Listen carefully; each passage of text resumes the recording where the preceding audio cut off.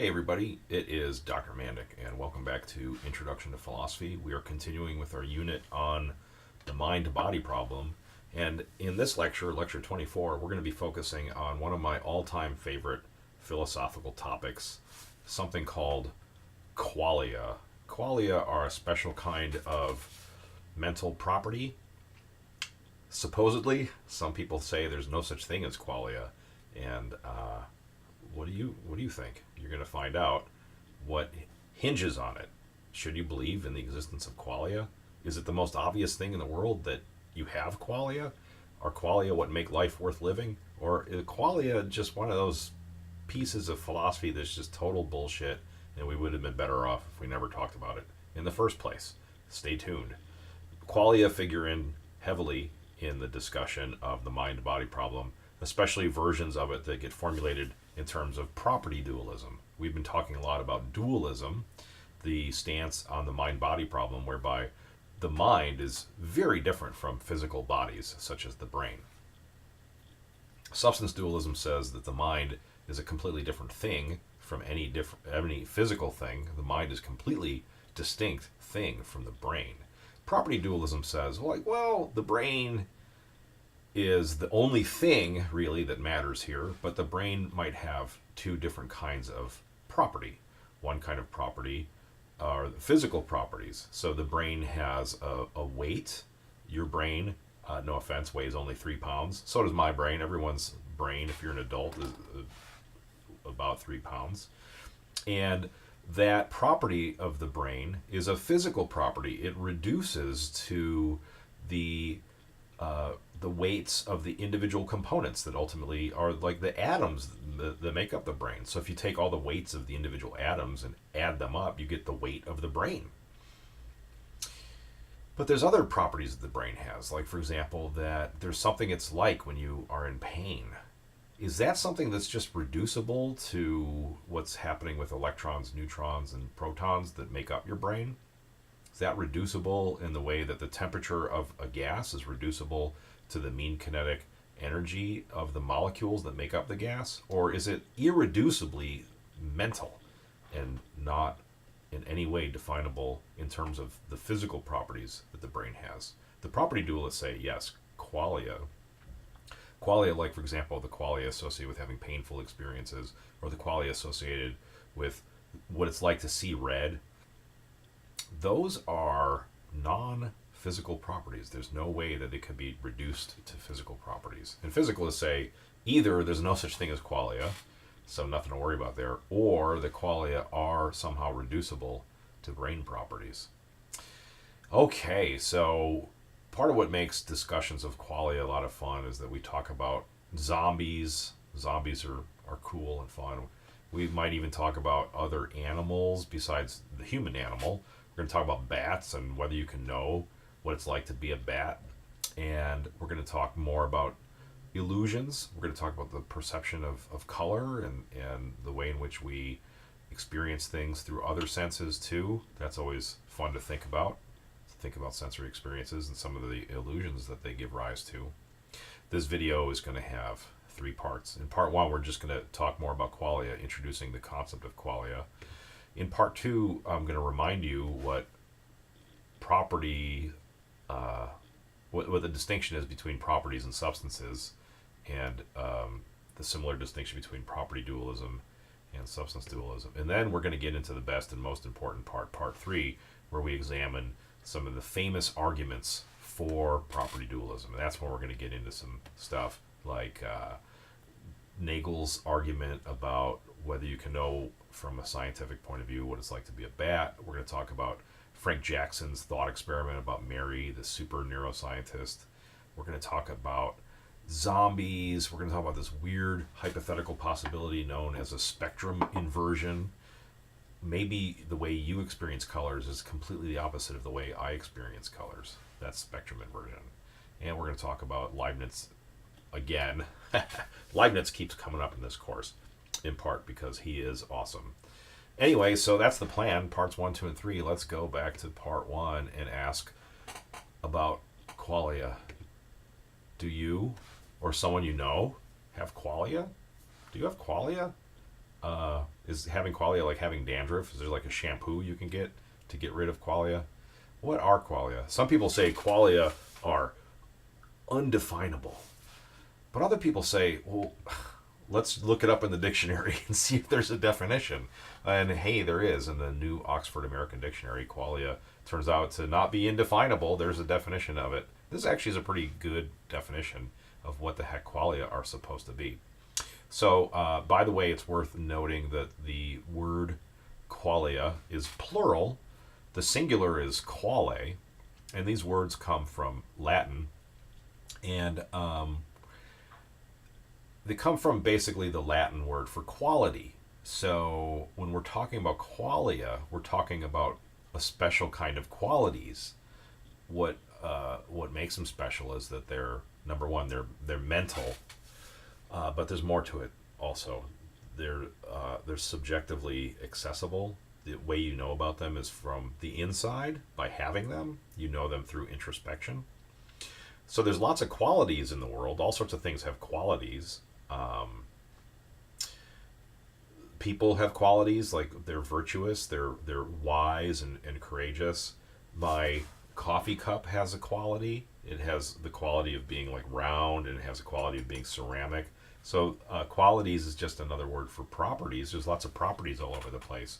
But qualia is this technical term introduced into philosophy to focus on a special kind of quality, a mental quality, and not just any old mental quality.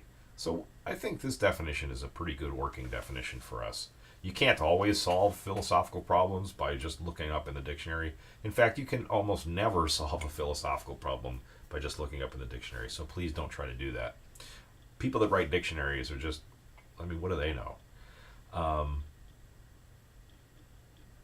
They record the ways in which people use words, but we want to know how people ought to use words. That's ultimately, you need philosophers to settle that. Anyway, here's going to be our working definition of qualia, the one that comes out of this dictionary. It's plural, and it's plural for what? The internal and subjective component of sense perceptions arising from stimulation of the senses by phenomena. So, there's a couple important parts of this definition. Internal, as opposed to what? External. And subjective, as opposed to what? Well, objective. The internal and subjective components of what? Of sense perceptions. What's a sense perception? Well, for example, if you were to look at my coffee mug, unless you are colorblind or got your eyes closed or something like that, I mean, most of you probably are going to be able to see this mug, and further, you're going to be able to see the mug as yellow. Okay, now, what color is the mug really? What's the objective color of the mug? Well, I'm pretty sure that objectively the color of the mug is yellow. But if you look close, you realize like some parts of it actually look a bit more orange, and other parts look a bit more green. And if you were to zoom in on the video image that you're looking at right now on certain parts of the mug, you would see that they're actually like brown or green or something like that. But nonetheless, subjectively, it seems yellow to you, even though objectively there might be portions that are brown or something like that.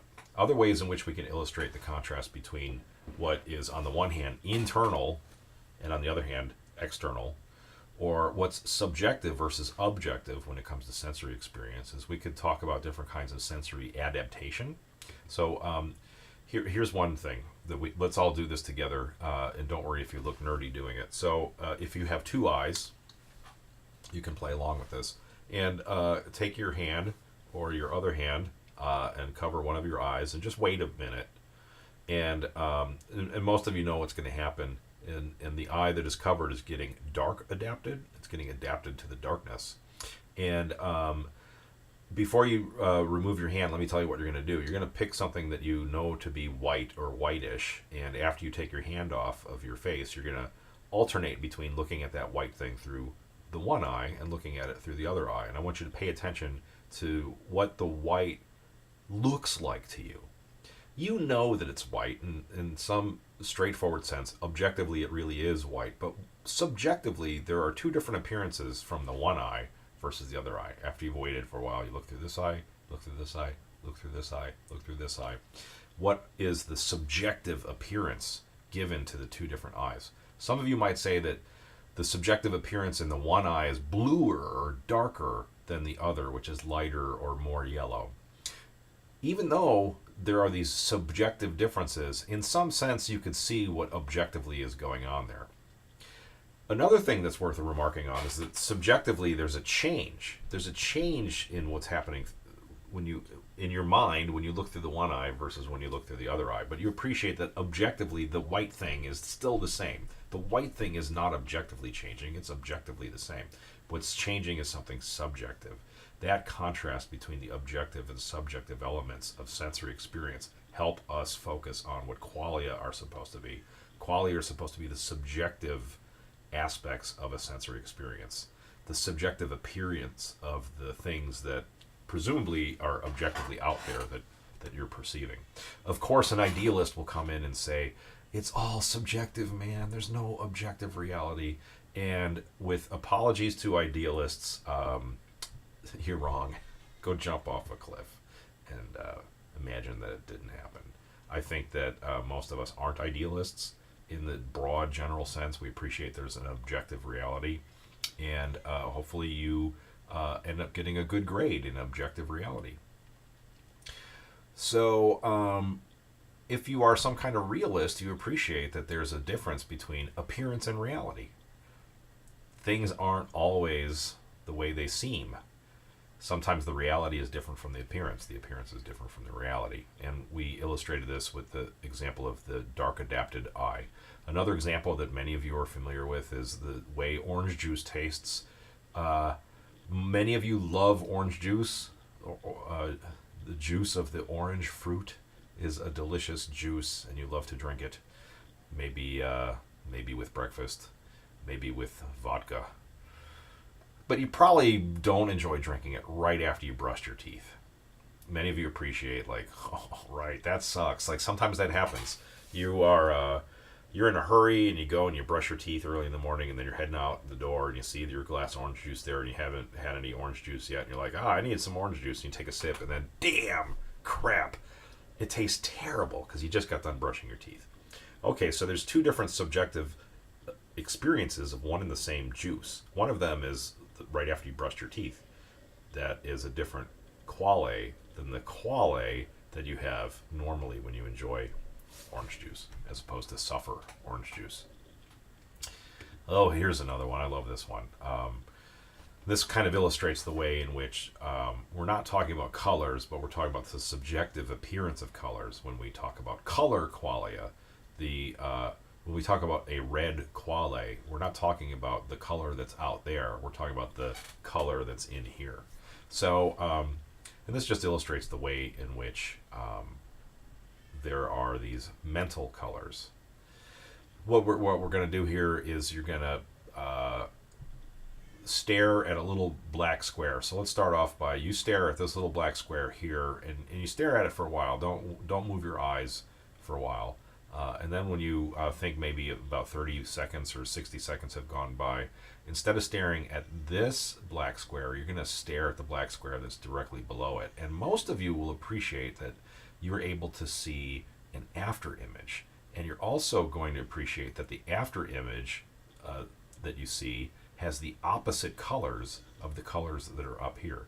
In fact, you might even appreciate that the very colors that you see down here when you see the after image are the same as the colors that are up here, and vice versa. Like, what if we started by staring at this black square? So you stare at this black square for a while, and then after 30 seconds or 60 seconds, you now stare at this black square, and you can see these colored after images, and you appreciate that the colors that you see down here are the same as the colors that you see up here. That's wild. But these are objectively real. They're really out there on your computer screen. It's not just like a dream that you're having. But then there are these things in your mind, which are the subjective colors that you see when you see the after image.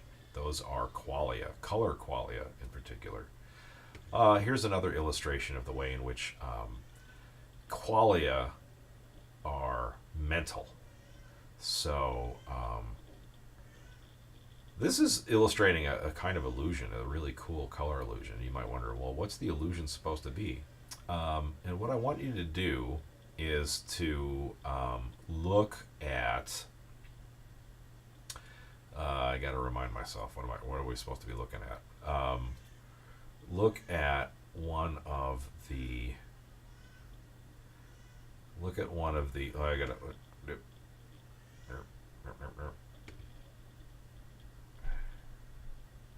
Haha. Okay. So, all right. Now I know how this goes.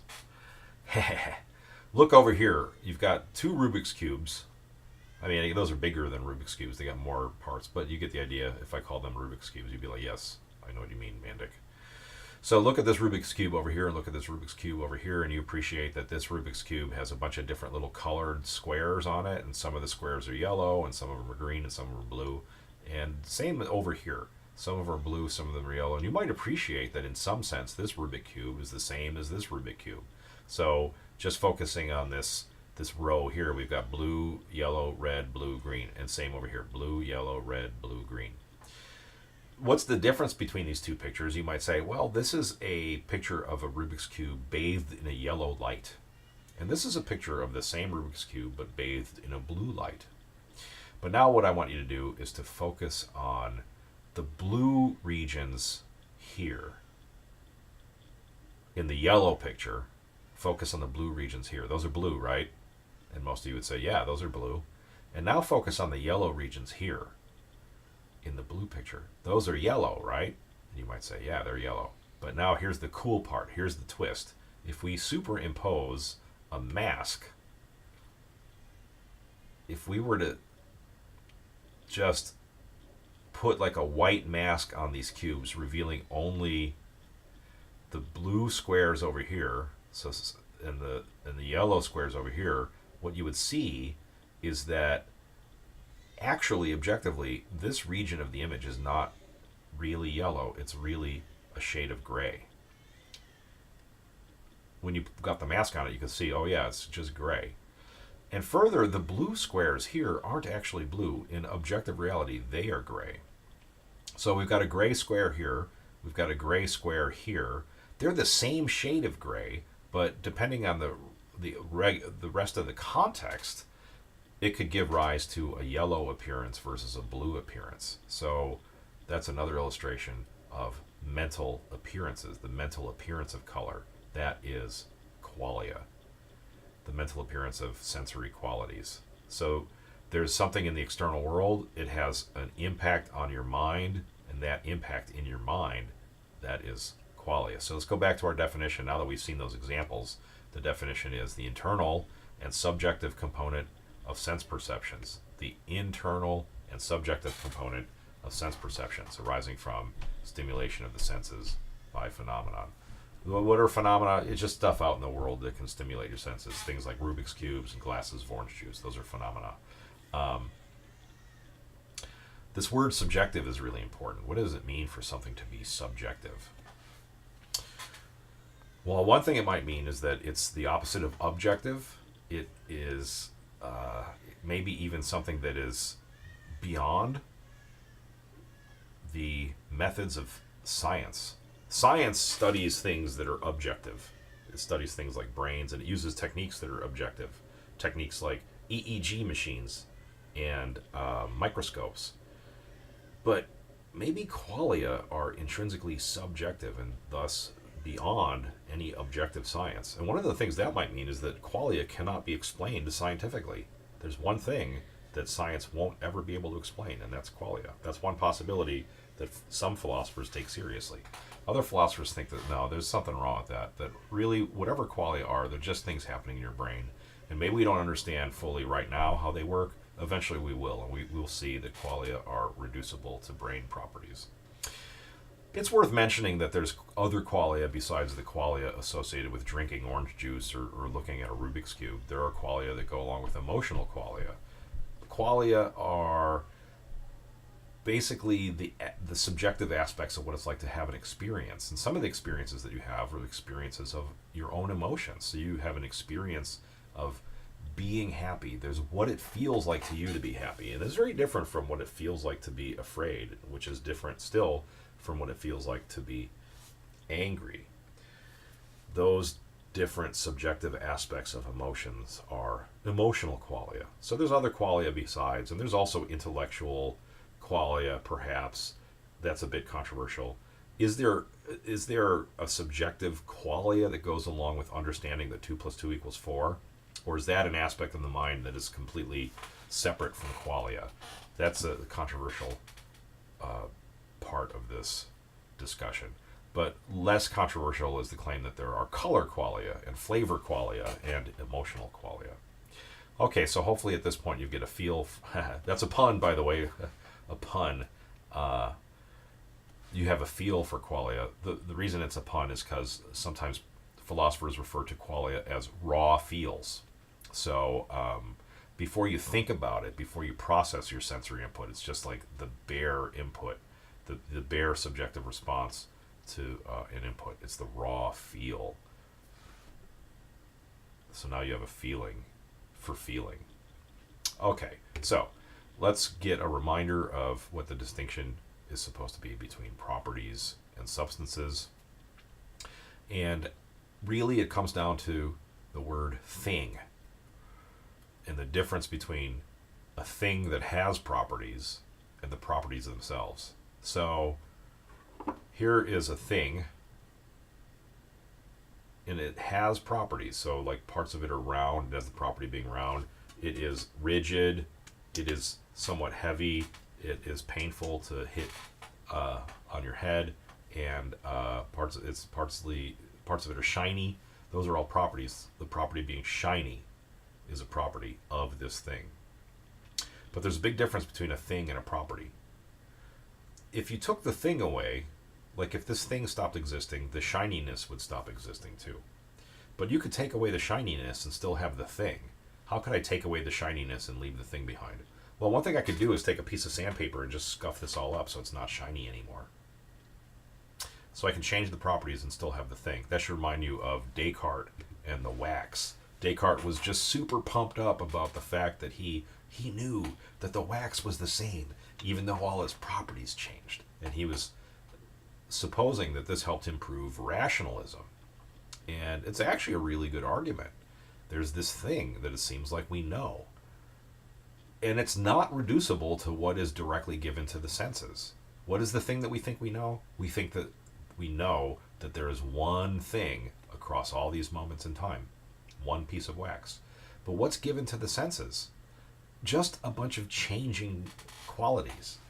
So this is a substance. The wax is a substance, and it has all sorts of properties that change. Now, a person, in the sense of thing that matters here, a person is a thing.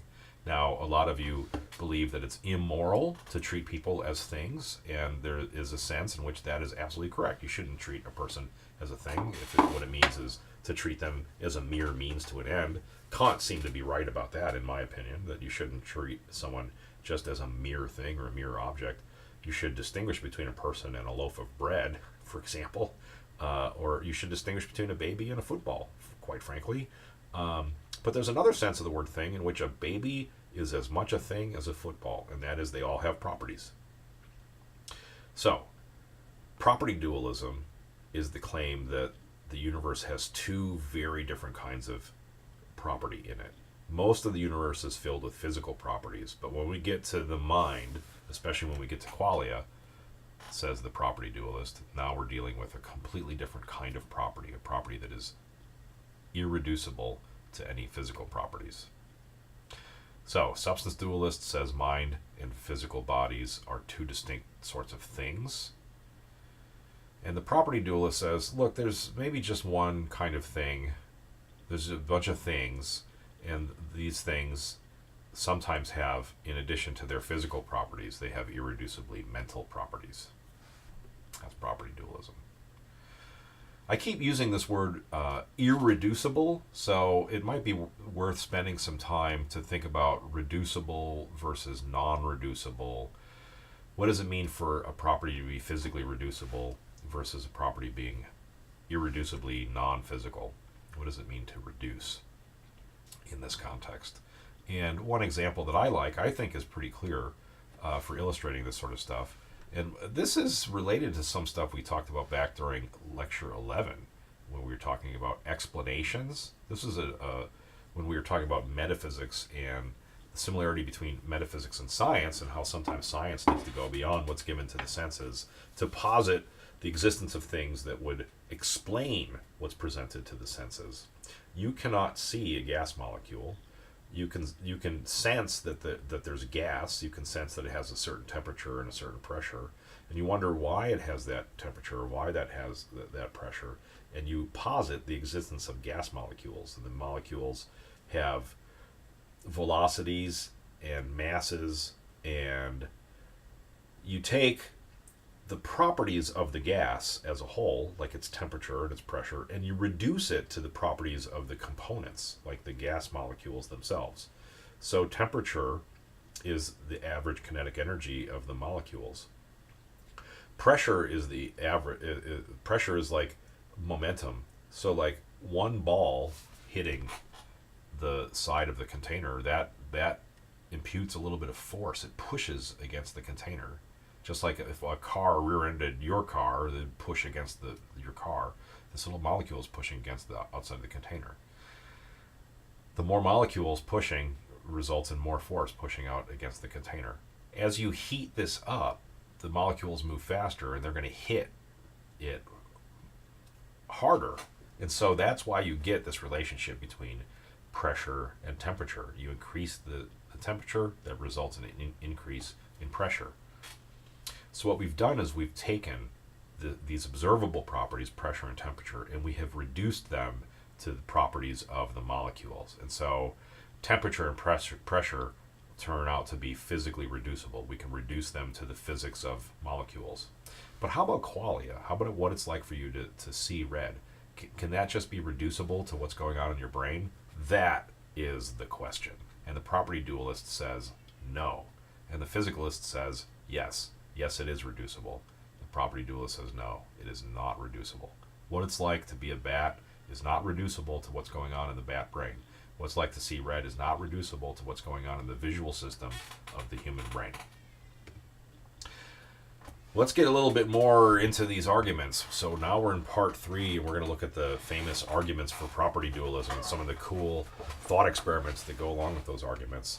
And we're going to be looking at 5 examples of 3 arguments. So the 3 arguments, or the 3 argument types, are the knowledge argument, something called the modal argument, and the explanatory argument.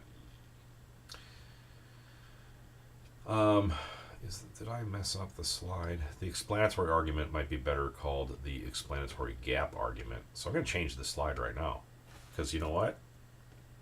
I'm always improving. Explanatory gap argument. Okay. So let's talk about the knowledge argument. The knowledge argument has 2 different versions of it. One of them is the one that comes from Thomas Nagel, and he had this famous argument about trying to understand what it's like to be a bat. And the other version comes from Frank Jackson, and he has this argument where he does this thought experiment about this woman, Mary, who spends most of her adult life only seeing in black and white. Later in life, she learns what it's like to see red. Let's start with Nagel's version of the knowledge argument. So there's Thomas Nagel. He published this paper back in the 70s called What Is It Like to Be a Bat? And you might wonder, like, well, why is he focusing on bats? Why not, what is it like to be a cat? Or what is it like to be a rat? Or what is it like to be a pachyderm? Well, you know, one thing that's cool about bats is at least some bats have really poor eyesight, but they're able to compensate for their lack of eyesight by using a kind of sonar. They make little squeaky, clicky noises with their mouth, and their ears are able to pick up the noises that bounce off of things, and they're able to use that to compute the locations of those things in space. And they could do some pretty fancy stuff, like some of these bats, they were able to hunt moths. They're flying around at night, and they need to catch these moths in midair. And what they will do is they will just make a little squeaky noise, beep, and based on what they can hear, they now can sense where the moth is. You can't do that. Like, the moth isn't making any noise, so you any noise you make, you're not really going to notice where the moth is based on noises that you make. Now, there's a sense in which you can kind of do what the bat is doing. The bat is using hearing and self-generated noise to sense spatial information about the objects in its environment. You can kind of do that. So, like, for example, if you were to close your eyes and start making beep beep noises, so close your eyes and go like this, beep beep beep beep. Go ahead, do it. I dare you to do it. And have someone else take like their hand or a book or like a piece of wood and move it more and more close to your mouth, and then move it away. You could hear beep beep beep beep beep beep beep beep beep beep beep. You could hear the difference between whether the piece of wood is close to your mouth or whether it's far away. And this is very similar to the way in which you could hear, even if your eyes were closed or you were blindfolded. You could hear, like, how big is the room that you're in? If I brought you into a really small room and I didn't let you touch anything, I just let you make noises, you could tell by the like echoiness that whether you were in a very small room or a really big room. So you can kind of do what the bat is able to do. But I bet you couldn't catch a moth in your mouth based just on using your beep beep noises. You wouldn't be able to hear where the moth was. Where the bat is able to do that, it's able to like fly in midair and catch a moth based on its radar or its sonar. And you might wonder whether bats then have a very, very different experience from humans. And you might wonder if you could ever know what it's like to be a bat. And one thing that Nagel points out is that even if somehow you could know what it would be like for you to like have wings and for you to have big ears, if you had a bat body, you would still have your mind. And what you would know is what it's like for a human to have like bat wings and bat ears. But what you wouldn't know is what it's like for a bat to be a bat. So trying to imagine yourself transforming into a bat won't allow you, a human, to know what it's like to be a bat. So what would allow you to know what it's like to be a bat? Now you might say, like, look, let's just like cut open a bat and like examine like all the different parts of the bat and see what's connected to what and do some science. But all you're doing there is accessing objective facts. You're accessing the objective relationship between the different parts of the brain, which parts of the sensory apparatus stimulates which parts of the nervous system. But that's all objective, and what we want to know when we ask the question, what is it like? What is it like to be a bat? We want to know something subjective. And it seems like you can never get, at least some people argue, including Nagel, you can never get from the objective to the subjective. Now, Nagel, when he made this argument, he didn't think he was arguing for property dualism. He thought that eventually we could solve this problem, but a lot of other people said, you know what, this is actually a pretty good argument for property dualism. If it's true that what it's like to be a bat is subjective, then it's not something that can be reduced to what is objective, and it must therefore be a non-physical property of the bat. Now, another version of the knowledge argument that really puts a strong point on this line of thinking is the one that gets illustrated in terms of Mary, the colorblind super scientist. And there's a video that we're not going to watch, but if you wanted to, you could go check this out. It's kind of a fun dramatization of the Mary thought experiment. But the way of thinking about the Mary thought experiment that really puts a point on this question of whether science could ever understand qualia, it goes like this. Now imagine there's this person, Mary, and she spends her whole life locked up inside of a room. A room in which everything, including the skin of her body, is just black and white. So, of course, this picture has shades of blue in it, but you're supposed to pretend this is all just black and white and shades of gray. Mary is a super scientist, and while she's in this room, she reads all sorts of books and watches all sorts of educational TV shows and uses microscopes and learns everything about how the brain works when the brain processes color information. But she learns all this without herself ever experiencing red. She only sees in black and white. She only sees things that are black, white, or shades of gray. She's never seen red before. But she knows about the different wavelengths of light and what happens in different parts of the human brain when different wavelengths of light go into different portions of the eye. So here comes the crucial part of the thought experiment. Suppose we release Mary from her black and white captivity. We let her come out of the black and white room and enter into a world that has red in it. And she sees for the first time a red rose or a ripe tomato or freshly spilled human blood. For the first time now, she sees red. Question: will she learn something new? Will she learn what it's like to see red? Now, it might be tempting to say, yeah, of course she learned something new. Even though she knew all that stuff about how brains work, she doesn't know what it's like to see red until she sees red. But now, we're very close to having a full argument for property dualism and against physicalism. And the argument we might put like this. Before Mary leaves her room, she doesn't know what it's like to see red. She doesn't know what it's like to have that red experience. However, before she left the room, she already knew everything physical. She knew everything physical that's relevant here. She knew all the physical facts. This is like a future scientist. This is after we've learned everything there is to know about like the different wavelengths of light, the different portions of the brain, the different parts of the eye. She knew everything physical. So if she learns something new when she learns what it's like to see red, then red qualia must really be non-physical. And that's the way you can take this knowledge argument and make it into an argument for property dualism. Qualia must actually be non-physical according to this argument. So that's the knowledge argument, and it is called the knowledge argument because of the important role that knowledge plays. We're talking about knowing all the physical facts and then having a red experience and coming to know what it's like to see red.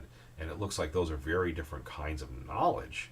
And doesn't it follow then that the knowledge must be about two different kinds of property? If what it's like to see red is just a physical property, then why didn't Mary know about it before she saw red, just by studying brains?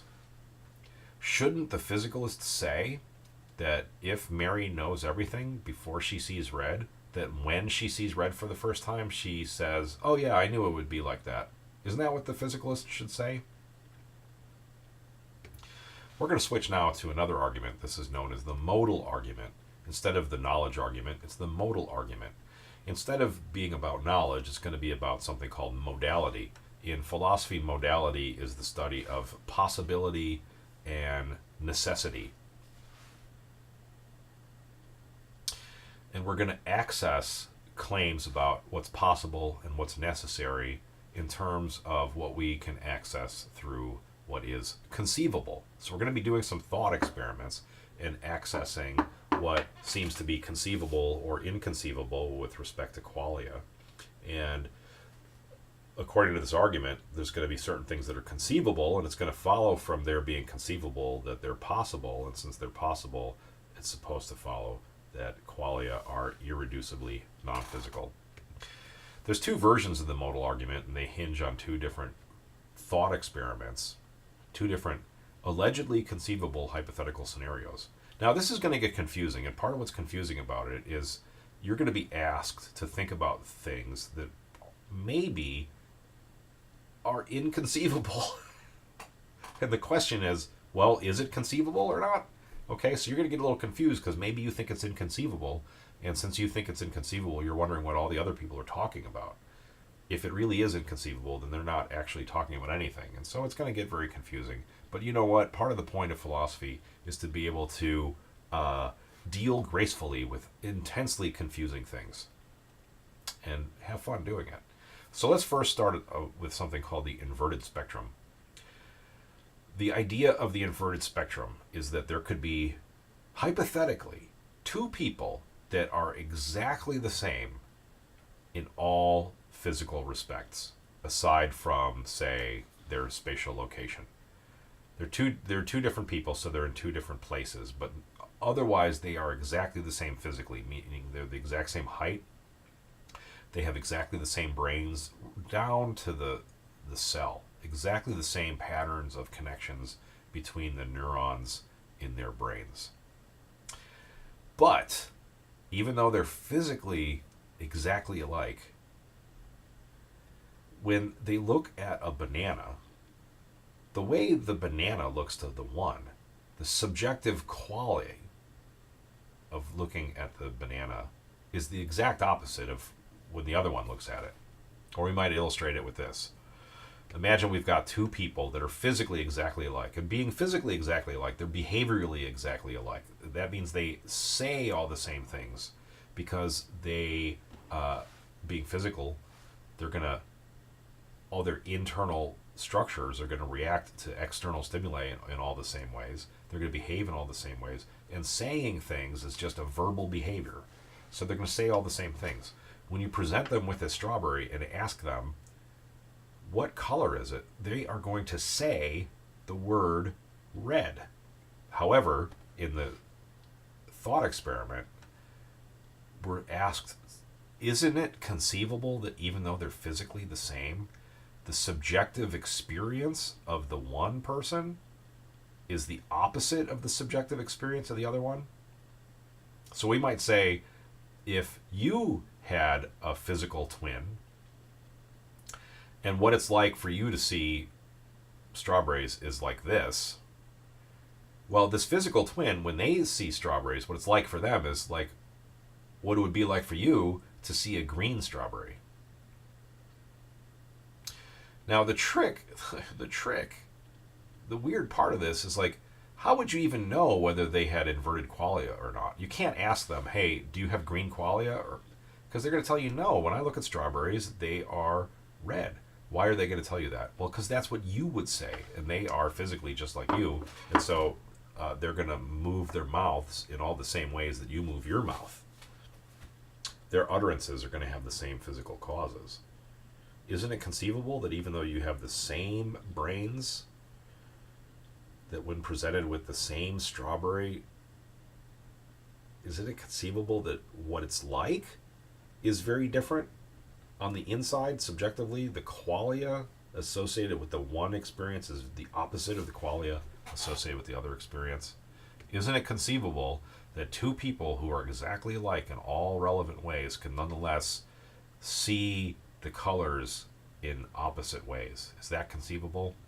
That's the central question of the inverted spectrum thought experiment. And by the way, this goes all the way back to the empiricist philosopher John Locke. He's the first one to come up with the thought experiment of the inverted spectrum. So now we take the idea of the inverted spectrum and we can plug it into an argument. This is the general form of a modal argument. And by the way, like I said, modal has to do with modality, which has to do with possibility and necessity. And we're going to try to get to the possible by way of the conceivable. So the general form of the argument we might put like this. If blankety blank, so that's a blank we're going to plug in with something later. If blankety blank is possible, then property dualism is true. Premise 2, if something is conceivable, then it is possible. Premise 3, blankety blank is conceivable, therefore property dualism is true. So what are we going to plug in for the blankety blanks? Well, the first thing we're going to plug in is the inverted spectrum. What's an inverted spectrum? An inverted spectrum is a hypothetical scenario in which two physically identical beings are nonetheless different with respect to their qualia. Like, for example, if someone has a purple qualia in response to one and the same banana that gives the other person a yellow qualia, that is a spectrum inversion. If spectrum inversions are possible, then that means that qualia are not physical. and therefore property dualism is true. So hopefully premise 1 seems just straightforward to you. Now you might wonder, how the heck are we supposed to know whether spectrum inversions are possible? How would we know that? Well, maybe this next part of the argument is the fatal flaw of the argument, but here's what some people argue. They say premise 2, if something is conceivable, then it's possible. If you can conceive of something, then it's possible. That's what it means for it to be possible. And contrapositively, if it's impossible, then it's inconceivable. And then they say spectrum inversions are conceivable.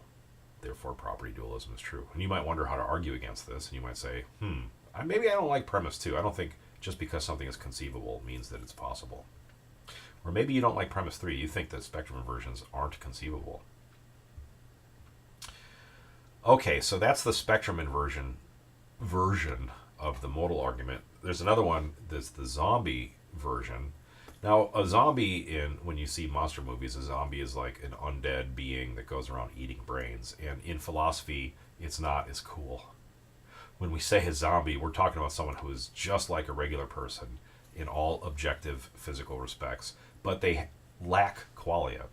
So we might illustrate a zombie in terms of an alteration of our qualia inversion thought experiment picture. So here we've got qualia inversion. We've got two physically identical beings that have different qualia. This one has red qualia where this one has green qualia. But the zombie version of the thought experiment is we've got two physically identical beings, one of which has qualia and the other one has no qualia. Now here's the weird thing. This zombie, this physically normal seeming being that lacks qualia, they would go around saying that they have qualia, because don't you say you have qualia? When you ask them what is it like to see a strawberry, they don't say nothing. It's not like anything at all. They don't say, I don't have experiences. They say it's red. And if you explain to them what qualia are, they would say, oh yeah, qualia, I've got a lot of those. But what you're supposed to try to conceive is that they are massively wrong about their own minds. They think they have qualia, and in actuality, they don't have any qualia. So now, that is the zombie thought experiment. We take the zombie thought experiment and we plug it into the general form of the modal argument, and we get this, the zombie version of the modal argument. Premise 1, if zombies are possible, then property dualism is true. Premise 2, if something is conceivable, then it possible. I can't believe I typed that. Then it possible? Wow. If a student made that sort of mistake, I would just give him an F. No, I wouldn't. I would give him a D minus. All right. It's something is conceivable, then it's possible. That's what it's supposed to be. There we go. Typo fixed. So we got the general form of the modal argument. Now we're going to look at the specific form of the modal argument that has to do with the zombie thought experiment. Premise 1, if zombies are possible, then property dualism is true. Premise 2, if something is conceivable, then it's possible. 3, zombies are conceivable. Conclusion, property dualism is true. And you might say, right. Sounds good. That's right. That's right. Same with this. That's right. Okay. Qualia are not reducible to the brain. They're not reducible to any physical properties of the brain. There could never be a completed scientific theory of qualia then. And other people might be looking at this and say, no, this is screwed up. Something went wrong here. This conclusion is stupid, and there's no way you can prove it just by thinking about zombies. What went wrong here? Well, maybe what went wrong here is premise 2. It's just not true that if something is conceivable, then it's possible.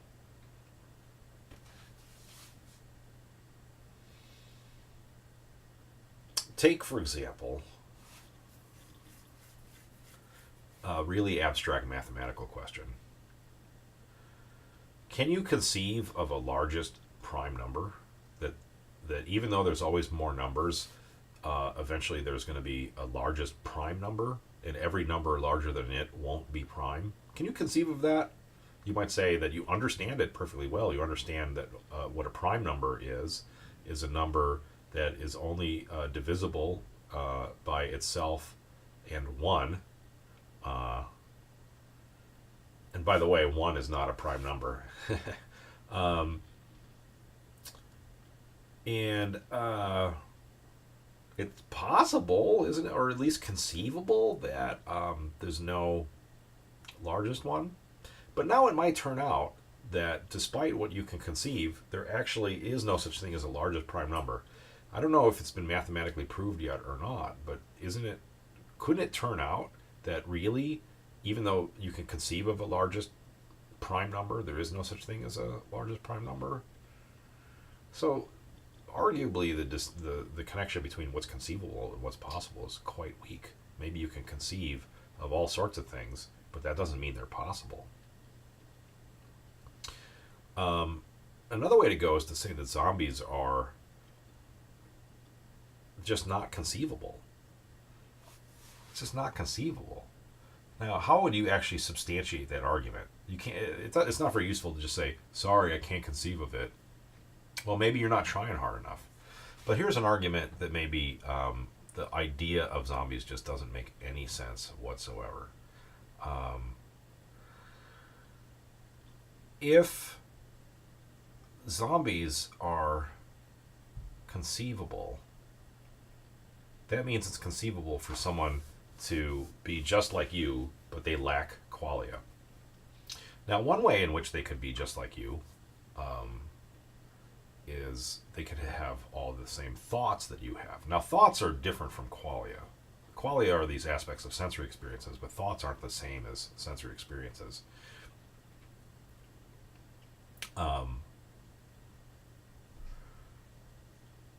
You can think about a sensory experience without having a sensory experience. You can think, for example, this color right here is not green, and you're thinking about green, but you're not having a green experience. You're having a red experience. So you could use the concept of green without calling the green quale into your mind. So, if zombies are possible, then zombies would be beings that think they have qualia, even though they don't have qualia. And then, isn't it possible that you are a zombie? Because if I ask you, like, well, how do you know you're a zombie? All you're going to tell me are your thoughts. You're going to tell me that you believe that you have qualia. You believe you have a direct access to some kind of intrinsic subjective quality. But, yeah, I know you believe that, but how do you know the belief is true? How do you know the belief corresponds to qualia? So this is kind of like external world skepticism, only worse. We might say if zombies are conceivable, then internal world skepticism would be true. You wouldn't even know whether you're a zombie or not. But that's absurd. Of course, you know whether you have conscious experiences. Therefore, zombies are inconceivable. Okay, let's turn to one more argument for property dualism. A very famous form of argument known as the explanatory gap argument. And it's helpful in understanding explanatory gaps is to think about explanations in general and think about how explanations close a gap. So take, for example, an explanation of why, like if you took an aerosol can, like a can of spray paint, and you start spraying some paint, it's going to get cold. I think some of you have noticed that you could even get ice to form on an aerosol can if you spray it long enough. So you have this thing that's room temperature, then you start spraying stuff out of it, and it gets cold. Why is that? So here is a gap in your understanding. You know that there are molecules, right? You know that gas is made out of molecules, and you know it gets colder, but you don't yet know why the molecules have anything to do with it getting colder. And then I give you an explanation. I explain to you, like, well, there's this relationship between pressure and temperature such that if the temperature goes up, then the pressure goes up. And now, if you release molecules from the container, the pressure is going to go down, But it would follow then that the temperature would go down. The pressure is going to go down because there's less molecules moving around. But that means that the amount of kinetic energy in the container, that goes down too. And temperature just is amount of kinetic energy averaged across the molecules. So that is why reducing the pressure results in a reduction in the temperature. And now, if you follow this explanation, you could see the gap closing. You could see that there's no longer a gap between, on the one hand, temperature and pressure, and on the other hand, the motions of molecules.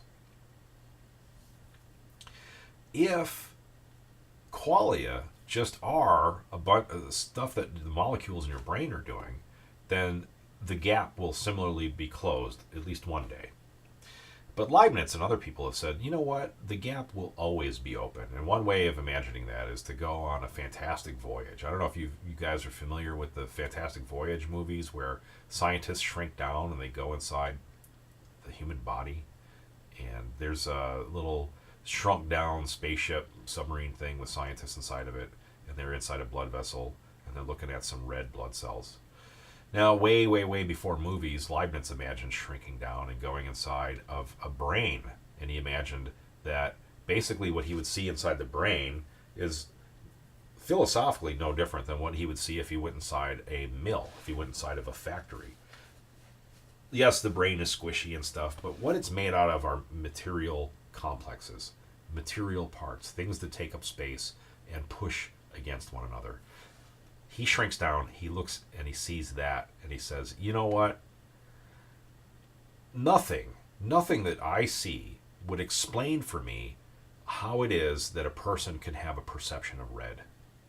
Nothing you show me is going to explain that for me. So therefore, there's always going to be a permanent explanatory gap between qualia and the physical properties of the brain. You're never going to be able to close the gap for qualia the way that you were able to close the gap for the temperature and pressure relationship. We're almost done. Here's a joke. If you find this funny, then you're doing all right. If you don't understand this joke, then maybe you didn't understand anything in the lecture.